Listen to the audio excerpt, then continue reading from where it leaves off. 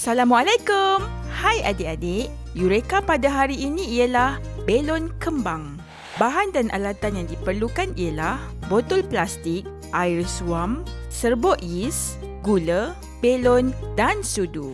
Langkah pertama, masukkan 3 sudu teh serbuk yis dan 2 sudu teh gula ke dalam botol plastik.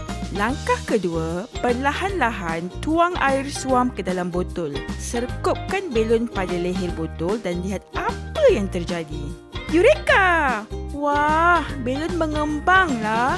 Tindak balas di antara serbuk yis dan gula menghasilkan gas karbon dioksida. Gas ini bersifat ringan dan bergerak ke atas sehingga memenuhi ruang belon. Selamat mencuba adik-adik!